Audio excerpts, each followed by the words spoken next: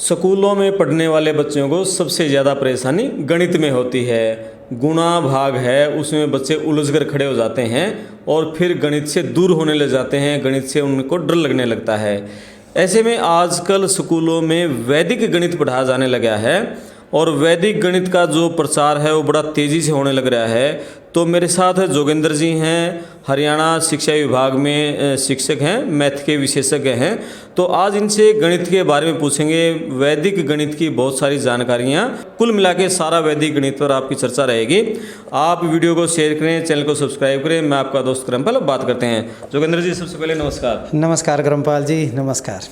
आप बताओ कि वैदिक गणित आजकल है ना, अभी थोड़ी देर पहले अपनी बात चल रही थी जी, बहुत एक वैदिक गणित की चर्चाएं चल रही हैं, स्कूलों में सेमिनार्स हो रहे हैं, बच्चों को बताया जा रहा है वैदिक गणित के बारे में।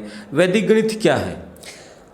क्रमपाल जी, वैदिक गणित से पहले मैं आपको थोड़ा सा, अभी आपने कहा कि भी बच्चे मैथ से डरते हैं, ये सच्चाई है। उनके जहन में कुछ ऐसे हार्ड फार्मूले या उनको रटाने वाली चीज़ें जो हैं, बच्चों को जब शुरू से सिखाई जाती हैं तो वो ऑटोमेटिक उन चीज़ों से परे हो जाते हैं। लेकिन मेरा ये मानना है, देखिए 20-22 साल हो गए मेरे को पढ़ाते हुए, मेरा ये मानना है कि मैथ जैसा इंटरेस्टिंग सब्जेक्ट है ना, दुनिया में कोई नहीं हो सकता। अच्छा। मैं ये मानता हूँ कि सब्जेक्ट मैथ एक ऐसा सब्जेक्ट है जिसको आप सारी रात बिना सोए कर सकते हो जी। लेकिन अगर आप कहीं पे फंस गए, बोरिंग हो गया, फिर वो पहला ही सवाल आपको सुला देगा। मैथ सबसे इंटरेस्टिंग है। अब जिन बच्चों को मुझसे लगता है वो सोच रहे होंगे कैसे इतना इंटरेस्टिंग है। ये बहुत ही इंटरेस्टिंग है जी। और ये मैंने अपनी ज़िंदगी में अनुभव किया है। मैंने जहाँ पे पढ़ाया, मेरे बच्चों से अगर आप पूछेंगे ना तो ये कहेंगे कि जी मैथ जैसा इंटरेस्टिंग सब्जेक्ट ही नहीं है जी। वो पढ़ाने वाले के ऊपर भी डिपेंड करता है। सही बात कही। अब मैं वैदिक मैथ पे आता हूँ। देखिए, जैसे इसका नाम है वैदिक, तो नेचुरली है, कहीं ना कहीं वेदों का जिक्र जरूर होता है जी। ये वेदों के ही सूत्र हैं। भारती कृष्ण तीर्थ जी, जिनका जन्म 1884 में हुआ था, स्वर्गवास उनका 1960 में हुआ, उन्होंने कुछ सुना कि यूरोपियंस जो मैथमेटिशियन थे, उन्होंने कहा कि भाई जो भारत में वेद हैं वो ज्ञान का भंडार हैं और उनमें कहीं पे मैथ्स यूज़ होता है। तो उनके कान में पड़ी तो वो भी सजग हुए। उन्होंने जो वेद थे उनको स्टडी किया और उन्होंने लगभग 16 पुस्तकें लिखी जी वैदिक मैथ के ऊपर। लेकिन संयोगवश वो जो 16 पुस्तकें थी उनकी गुम हो गई। उनको इस बात का पता चला 1958 में, मरने से 2 साल पहले जी। फिर उन्होंने परिचयिका के रूप में वो जो 16 पुस्तकें थी उनके सूत्र दे दिए। तो 16 सूत्र हैं, कुछ उनके उपसूत्र हैं जी। ये जो वैदिक मैथमेटिक्स है, ये है तो हमारे जो दिनचर्या का जो मैथमेटिक्स है उन्हीं से रिलेटेड है, लेकिन उनमें उन सूत्रों के हिसाब से उनको बहुत ही सरल भाषा से करवा दिया गया है जी। और आजकल जैसे आपने बताया, इनके बहुत सारे सेमिनार्स हो रहे हैं, इसका बहुत प्रचार हो रहा है। अब तो हरियाणा बोर्ड ने स्पेशल बुक्स भी निकाल दी है, वैदिक गणित की स्पेशल बुक आ चुकी है जी। अभी सभी स्कूलों में तो नहीं पहुंची है, लेकिन डिस्ट्रिक्ट वाइज कुछ जो स्पेशल स्कूल हैं वहाँ पे पहुँचा दी गई है। और अब भी रिसेंटली मैं अपने स्कूल के लिए कुछ 101 बुक लेके गया हूँ। कहाँ है आपकी पोस्टिंग, बताओ? मेरी पोस्टिंग मोरनी हिल्स में है, गवर्नमेंट मॉडल संस्कृति सीनियर सेकेंडरी स्कूल मोरनी हिल्स जी। पंचकुला डिस्ट्रिक्ट में। तो मैं वहाँ पे अपने डिस्ट्रिक्ट का वैदिक मैथ का कोऑर्डिनेटर भी हूँ। तो हम जैसे ट्रेनिंग होती है वहाँ पे टीचर्स को बुलाते हैं, बच्चों को भी मैं अपने स्कूल में जो प्रार्थना सभा होती है वहाँ पे इन वैदिक मैथ्स के सूत्रों को करवाता हूँ और बच्चे बड़े इंटरेस्ट लेके सीखते हैं जी, डेफिनेटली। तो हम जैसे मैथ का पेपर होता है, बोर्ड की परीक्षाएं होती हैं, उसमें भी मैथिक गणित के फॉर्मूले से सोल्व कर सकते हैं? बिल्कुल कर सकते हैं। इन्हीं के ऊपर अभी जो सेमिनार हो रहे हैं और आगे जो चर्चाएँ हो रही हैं, बल्कि NCERT SCERT लेवल पे भी ये बातें चल रही हैं कि भी आगे अगर कोई बच्चा वैदिक तरीके से अगर करेगा तो उसको मान्य किया जाएगा। आने वाले मुझे लगता है कि 2-3 साल में इसके ऊपर बहुत ज़्यादा वर्क होने जा रहा है जी। अब अगर मैं कंपटीशन की बात करूं, देखिए चाहे कितना ही बड़ा कंपटीशन हो, वहाँ पे मैथ्स तो आता ही है जी। अब ये जो वैदिक मैथ्स है वो वहाँ पे बहुत ही ज़्यादा सहायक हो रहा है जी। आप पहाड़ों की बात अगर हम कहीं, देखिए जब हम काउंटिंग की बात करते हैं, हमारे जो पुराने टीचर थे ना, वो कटमा पहाड़ों के ऊपर डोजिंग टेबल, जिनको आज इंग्लिश में डोजिंग टेबल बोलते हैं, उनके ऊपर बहुत ज़्यादा काम करवाते थे। बल्कि लास्ट में तो ना आधा घंटा वो पहाड़ी भाई हाँ पहले तू 2 बच्चे ये बोलेंगे, फिर अगले 2 बच्चों को खड़े कर देते थे। उनके पीछे एक सोच होती थी, अगर आपको मैथ अच्छा बनाना है तो आपको 20 तक कटमा पहाड़े जरूर आने चाहिए। और अगर आपको कटमा पहाड़े आ गए तो आप ये समझिए कि मैथ में कभी मार नहीं खा सकते। मेरा ये मानना है और मैंने इस चीज़ को जिया भी है, अपने बच्चों के साथ जिया है। तो जिसको कटमा पहाड़े आ गए तो वो फॉरवर्ड हो जाता है। तो यहाँ पे वैदिक मैथ्स में वो कटमा पहाड़े भी हैं, वहाँ पे स्क्वेयर्स एंड क्यूब्स जिनको वर्ग और घन कहते हैं हम, उनके घनमूल, और मतलब मैथ का कोई ऐसा पार्ट नहीं है, चाहे वो बीज गणित है, चाहे वो रेखा गणित है, ज्यामिति है, कुछ भी है, वो सारा का सारा वैदिक मैथ हर एक को टच करता है। और ये तो जैसे ये तो हरियाणा बोर्ड की आपने बात करी, ये किताबें निकाली हैं। हाँ जी। यदि सीबीएसई का एग्जाम हो तो क्या वो सीबीएसई के एग्जाम में भी वैदिक गणित शुरू हो चुका है? नहीं, अभी तक सीबीएसई एनसीईआरटी में अभी तक नहीं हुआ है, लेकिन हरियाणा बोर्ड में निकाली है। तो पहले क्योंकि जो लेखक हैं अभी जिन्होंने अब दोबारा इसके ऊपर काम किया है वो अपने हरियाणा से ही हैं, हरियाणा बोर्ड से जुड़े हुए हैं। तो पहले हरियाणा में होगा और धीरे धीरे इसका जो प्रसार है वो मुझे लगता है कि पूरे इंडिया में हो क्या जाएगा। हरियाणा से अलावा और किसी राज्य में है इसके वैदिक गणित की शुरुआत हुई है? मुझे लगता है कि राजस्थान में स्कूली पाठ्यक्रम में नहीं आया है, लेकिन सेमिनार्स वगैरह राजस्थान में भी शुरू हो चुके हैं। ओके। हाँ जी। इसका क्या महत्व है? वैदिक गणित आसान कैसे है वो बताओ थोड़ा। ये जल्दी हो जाता है या इसको याद करना पड़ता है या बच्चा वैसे सुना सकता है? इसके सॉल्यूशन इजी कैसे है? देखिए, जैसे मैंने अभी बताया था कि इसके 16 सूत्र हैं जी।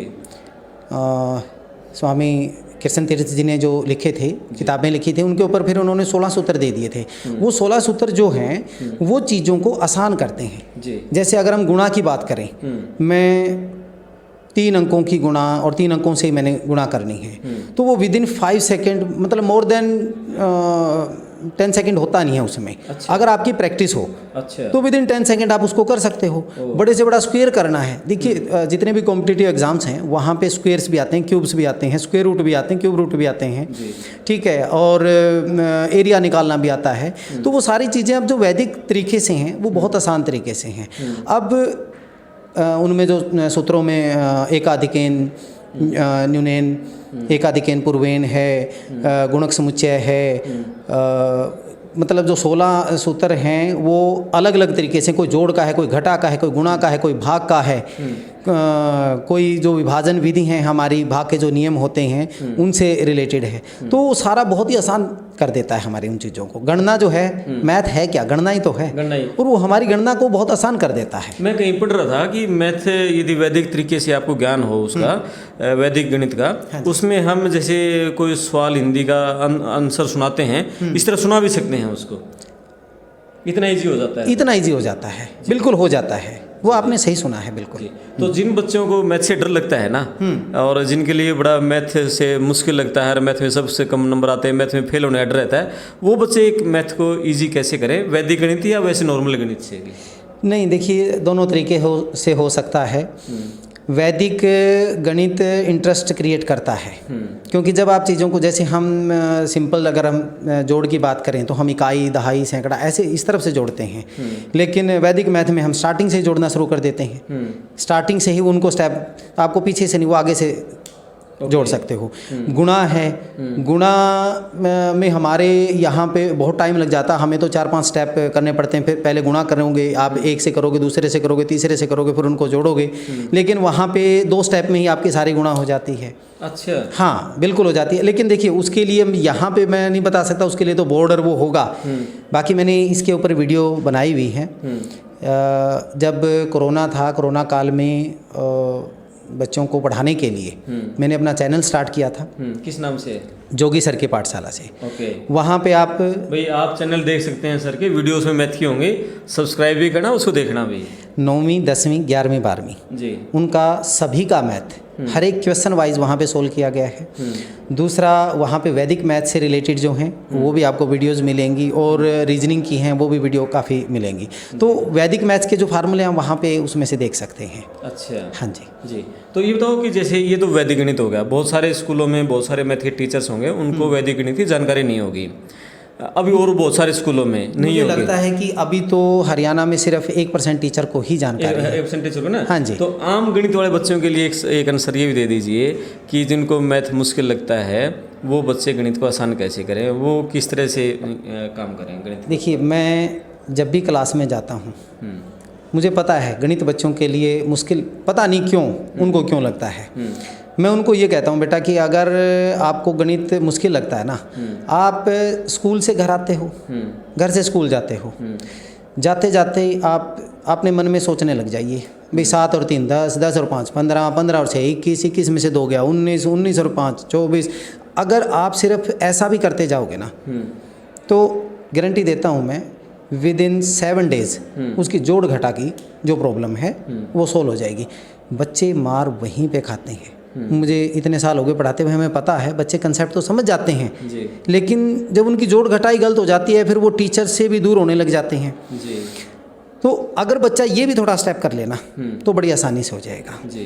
दूसरी बात मैं बच्चों को हमेशा कहता हूँ कि जब आपके टीचर पढ़ा रहे होते हैं तो आप उस समय, जब भी मान लीजिए एक टीचर पढ़ा रहा है, उसने 2 लाइन करवा दी, तीसरी लाइन करवा दी, चौथी लाइन पे एक बच्चे को कोई पॉइंट समझ में नहीं आया, आप उसी समय खड़े होके ये कहिए, सर या मैम मुझे ये पॉइंट समझ में नहीं आया।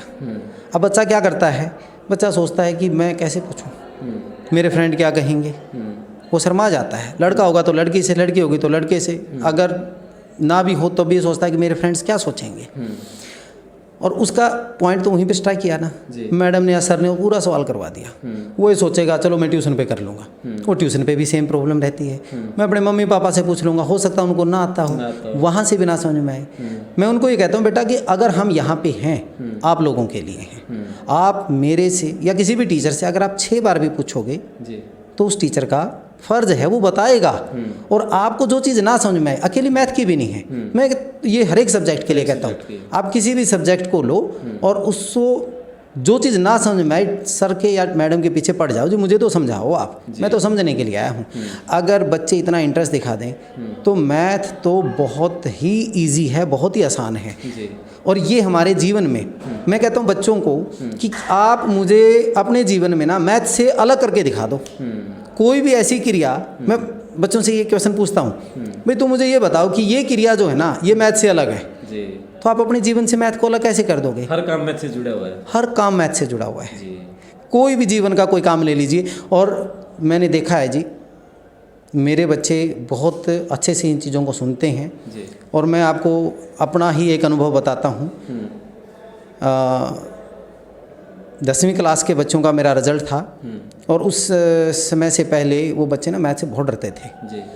फिर जब मैंने अपने तरीके से उनको पढ़ाया, 98-97 मार्क्स बच्चे लेके आए, जो बच्चे बहुत ही डरते थे। सरकारी स्कूल के बच्चे? सरकारी स्कूल के बच्चे। वैसे तो मेरे बच्चे 100 मार्क्स भी लेके आए हैं, लेकिन मैं उस स्कूल की विशेषता बताता हूँ कि वो बच्चे ना डरते थे, भागते थे, लेकिन जब इंटरेस्ट लेके अगर कोई करने लग जाए तो कोई भी काम मुश्किल नहीं है। वो तो कुछ बच्चों के तो 15 बच्चों के तो अबो 80 थे, और उनमें से एक MR बच्चा था जो सारे सब्जेक्ट में फेल था, सिर्फ एक मैथ में पास था। MR बच्चा, मेंटली टायर्ड बच्चा। अब मुझे नहीं पता, क्योंकि मैंने प्रैक्टिस इतनी करवाई थी, उनके कुछ जो आसान टॉपिक थे उस बच्चे को मैंने इतनी प्रैक्टिस करवा दी।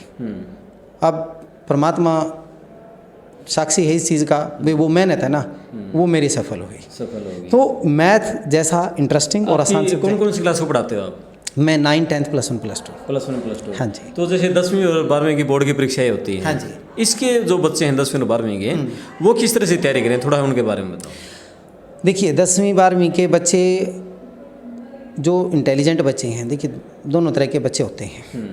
जो बहुत अच्छे बच्चे हैं वो अपने सिलेबस को पूरा गो थ्रू हों, और लास्ट टाइम में जो लास्ट के जो 2 महीने हैं उसमें जितने भी आप सैम्पल पेपर कर सकते हैं, पेपर्स आते हैं, मार्केट में भी मिल जाएंगे, CBSE की साइट पे भी होते हैं, वो खुद भी वहाँ पे अपलोड करते हैं।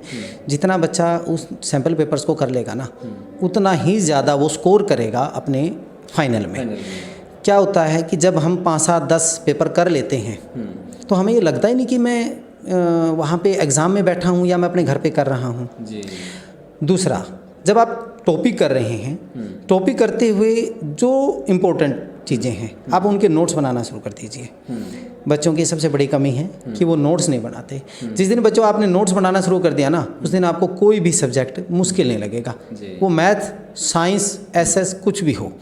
तो आप इम्पोर्टेंट टॉपिक के जो हैं, जितने भी टॉपिक हैं उनके इम्पोर्टेंट नोट्स जो हैं वो बनाना शुरू कर दीजिए। मान लीजिए कोई फार्मूला है, डिस्टेंस का फार्मूला है, एरिया का फार्मूला है, आप लिख लीजिए। और जब आप अपने हाथ से लिख लोगे तो आप कभी नहीं भूलोगे। तीसरी बात, अब जैसे मिड टर्म एग्ज़ाम होते हैं या असेसमेंट टेस्ट होती हैं, मान लीजिए 20 नंबर का मार्क्स हुआ, वो टेस्ट हुआ, एक बच्चे के 18 नंबर आ गए, खुश हो जाता है, टॉप में है वो। तो वो क्या करता है, मतलब ठीक है क्लास में अच्छा खुश हो गया, लेकिन वो अपने जो 2 नंबर की गलती है ना उनको नहीं देखता।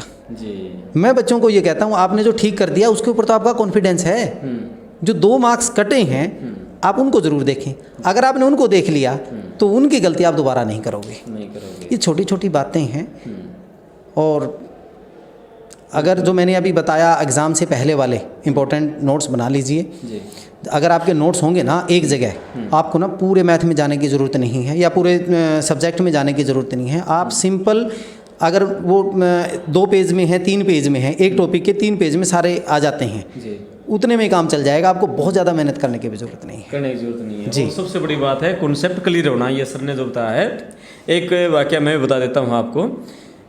3 साल पहले हरियाणा बोर्ड में एक लड़के ने, जींद का लड़का था, उसने टॉप किया पूरे हरियाणा में 10वीं में। मेरे उससे बातचीत हुई, उसने बताया कि मैथ का एक सवाल और उस सवाल का कॉन्सेप्ट उसका क्लियर नहीं हुआ, और वो किसी प्राइवेट स्कूल में पढ़ता था। टीचर ने आंसर तो निकाल दिया लेकिन कॉन्सेप्ट उस बच्चे का क्लियर नहीं कर पाया।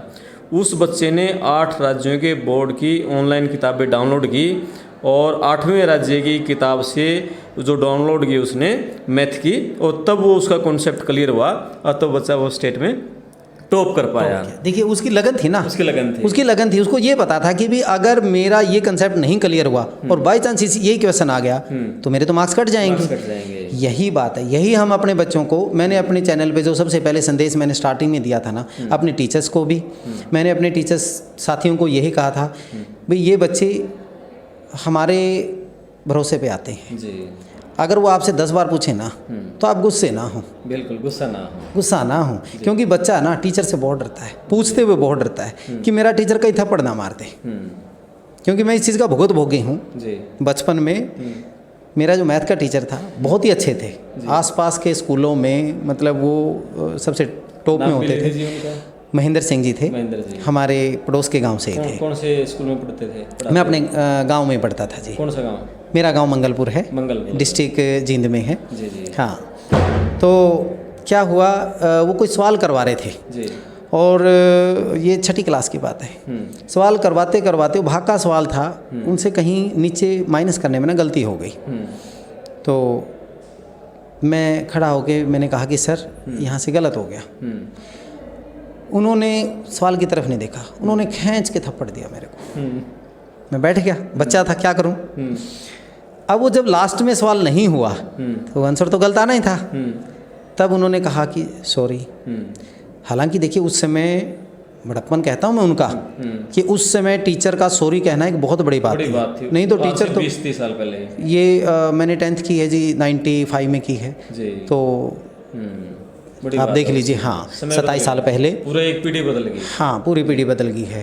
तो उस समय तो टीचर वैसे भी पीट देते थे। हाँ, तो मैं ये कहता हूँ वो फिर है ना, मेरे को दोबारा लाइफ में कभी उनसे दोबारा पूछने की हिम्मत नहीं हुई या मैं कहने की हिम्मत नहीं हुई। यही मैं संदेश सभी को देता हूँ कि आप अपने बच्चों को ना जब भी अगर वो पूछते हैं आप धमकाएं ना। आखिर में कोई 3 सूत्र मैथ के बारे में बच्चों को बताना चाहिए। आप वैदिक मैथ से अगर बात करोगे, दोनों के बताओ, वैदिक में भी नॉर्मल मैथ में 3 सूत्र 3 मंत्र आपके, ताकि बच्चे मैथ में अच्छा रिजल्ट कर पाए। अच्छा रिजल्ट कर पाएँ तो देखिए जी, मेरे लिए अगर मैथ की अगर बात करोगे, मैं हमेशा सभी को ये कहता हूँ कि पहाड़े आपको ना अच्छे से आना चाहिए। एक तो पहाड़ा हो गया, पहाड़ा तो सबसे ज़्यादा ज़रूरी है जी। मैं तो जब हमारे टीचर करवाते थे तो हमने 55 सेकंड से पहले 20 तक के पहाड़े सुना दिए थे। तो उसी चीज़ का फल है कि हम मैथ में आज अच्छे हैं। एक तो ये, एक दूसरा जो नोट्स बनाने वाली मैंने बात बताई है, एक दूसरा सूत्र ये बहुत अच्छा है। और तीसरा आपने बता ही दिया कि भी जो कंसेप्ट है वो कंसेप्ट वो क्लियर होना चाहिए। चाहे जैसे मर्जी हो, आप अपने टीचर से क्लास में नहीं पूछ सकते ना, तो क्लास के बाद अगर आप क्लास में शर्मा रहे हो तो क्लास के बाद जाके सर मैं सबके सामने नहीं पूछ सकता, आप मुझे बता दीजिए, मेरे को समझ में नहीं आया। तो ये 3 सूत्र अगर कोई बच्चा अपने जीवन में अपना लेगा, मुझे नहीं लगता कि वो जो मैथ के बारे में कभी ये नहीं कहेगा कि जी मैथ मुझे नहीं आता, मुझे डर लगता है मैथ से, ऐसा नहीं कहेगा वो। बिल्कुल, बहुत अच्छी बातचीत रही जोगेंद्र जी से, और आपको वीडियो पसंद आई होगी।